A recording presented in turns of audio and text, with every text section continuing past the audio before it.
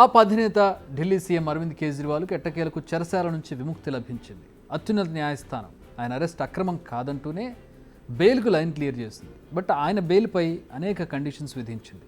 Supreme court విధించిన conditions ఏంటి? కేజ్రీవాల్ రిలీజ్తో హర్యానా ఎలక్షన్స్పై పడే ఎఫెక్ట్ ఏంటి?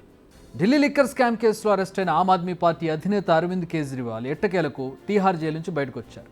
ఈ కేసులో అటు ఈడీ ఇటు సిబిఐ అరెస్ట్ చేసింది ఆయన. ఈడీ కేసులో గతంలోనే బెయిల్ రాగా సిబిఐ కేసులో ప్రస్తుతం బెయిల్ ఇచ్చింది సుప్రీంకోర్టు. అయితే ఈ బెయిల్ సందర్భంగా పలు కీలక వ్యాఖ్యలు చేసింది కోర్టు. ఆయన బెయిల్కు చాలా కండిషన్స్ కూడా పెట్టింది. ఫస్ట్ కండిషన్స్ ఏంటో చూద్దాం. 10 లక్షల రూపాయల పూచికత్తు, కేజ్రీవాల్ దేశాన్ని విడిచి బయటకు వెళ్ళకూడదు, ఢిల్లీ లిక్కర్ స్కామ్ కేసుకు సంబంధించి ఎలాంటి వ్యాఖ్యలు బయట చేయకూడదు, ట్రయల్ కోర్టు విచారణకు తప్పకుండా హాజరవ్వాల్సిందే, బెయిల్పై ఉన్నప్పుడు చీఫ్ మినిస్టర్ ఆఫీసులోకి ఢిల్లీ సెక్రటేరియట్ కార్యాలయానికి వెళ్ళకూడదు, ఎలాంటి అఫీషియల్ ఫైల్స్పై సంతకాలు చేయకూడదు, ఈ కేసుకు సంబంధించిన ఫైల్స్ జోలికి కూడా వెళ్ళకూడదు. ఇందులో ఏ ఒక్కటి పాటించకపోయినా ఆయన బెయిల్ రద్దవుతుంది.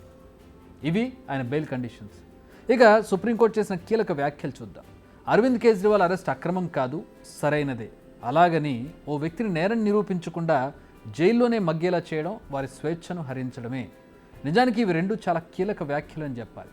సో ఇన్వెస్టిగేషన్ ఏజెన్సీస్ విచారణ పేరుతో కాలయాపన చేయకుండా పనులు పూర్తి చేయాలని ఇండైరెక్ట్గా సూచించింది సుప్రీంకోర్టు. అయితే సిబిఐపై కాస్త అసంతృప్తిని వ్యక్తం చేసింది. పంజరంలో చిలుకలా సిబిఐ ఉండకూడదు. విచారణ సందర్భంగా జస్టిస్ భుయాన్ చేసిన వ్యాఖ్యలు ఇవి.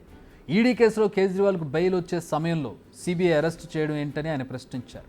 అంతకుముందు 22 నెలల నుంచి ఈ కేసులో విచారణ జరుపుతోంది సిబిఐ. మరి సరిగ్గా ఆయన బెయిల్ వచ్చే సమయంలో అరెస్ట్ చేయడం చూస్తుంటే సిబిఐ పనితీరుపై పలు అనుమానాలు వస్తున్నాయని అన్నారు. ఇది చాలా సీరియస్ అలిగేషన్ కోర్టు చేసింది. సుప్రీంకోర్టు 11 ఏళ్ల క్రితం కూడా సిబిఐపై ఇలాంటి వ్యాఖ్యలు చేసింది.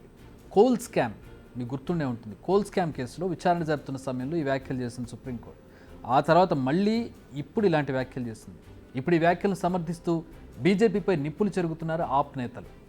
नहीं, अभी तो जो आज कहा है वो तो भारतीय जनता पार्टी को अब शर्म आनी चाहिए और भारतीय जनता पार्टी को देश से माफी मांगनी चाहिए इस चीज के लिए। जिस तरह से उन्होंने सीबीआई को तोते की तरह से इस्तेमाल करते हुए विपक्ष के नेताओं को गिरफ्तार करने का, ईडी को तोता मैना की तरह इस्तेमाल करते हुए विपक्ष के नेताओं को गिरफ्तार कराया, ये अपने आप में बहुत शर्मनाक है। इसके लिए भारतीय जनता पार्टी को माफी मांगनी चाहिए देश से। కేజ్రీవాల్ బెయిల్ వచ్చిన టైమింగ్ అయితే అదుర్స్ అని చెప్పాలి. ఎందుకంటే మరికొన్ని రోజుల్లో హర్యానాలో అసెంబ్లీ ఎలక్షన్స్ జరగనున్నాయి.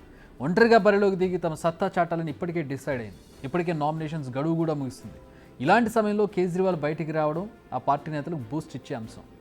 లాస్ట్ లోక్సభ ఎన్నికల ముందు కూడా కేజ్రీవాల్కు బెయిల్ వచ్చింది. ఆయన ఎన్నికల ప్రచారం నిర్వహించి తిరిగి జైలుకి వెళ్ళారు. ఇప్పుడు ఏకంగా ఫుల్ టైం బెయిల్ రావడంతో ఆప్ నేతల ఆనందం అంతా ఇంతా కాదని చెప్పాలి. అయితే హర్యానాలో కేజ్రీవాల్ ఇంపాక్ట్ ఎలా ఉంటుందనేది చూడాలి. నిజానికి పాలక బీజేపీపై ప్రస్తుతం పీకల్లోతు కోపంలో ఉన్నట్టుగా కనిపిస్తోంది ప్రస్తుత పరిస్థితి చూస్తుంటే. ఈ అంశాన్ని తమకు అనుకూలంగా మలుచుకోవాలని చూస్తున్నాయి ఆప్, కాంగ్రెస్ పార్టీలు. నిజానికి ఈ పార్టీలు ఉమ్మడిగా పోటీ చేస్తే గెలుపు నల్లేరుపై నడకలా మారేది. కానీ బీజేపీపై వ్యతిరేకతను సోలోగా క్యాష్ చేసుకోవాలనుకుంటున్నాయి పార్టీలు. దీంతో వేరువేరుగా బరిలోకి దిగుతున్నాయి. కేజ్రీవాల్ సొంత రాష్ట్రం హర్యానానే. ఆప్ ఇక్కడ కాస్త బలం కూడా ఉంది. దీంతో ఎన్నికలు కొంచెం ఇంట్రెస్టింగ్గా మారాయి. ఇప్పుడు కేజ్రీవాల్ నేరుగా రంగంలోకి దిగుతుండడంతో ఇంకెంత ఇంట్రెస్టింగ్గా మారాయి. బిగ్ టీవీ అవుట్లుక్ కథనాలు నచ్చితే వెంటనే బిగ్ టీవీ ఛానల్ ను సబ్స్క్రైబ్ చేయండి.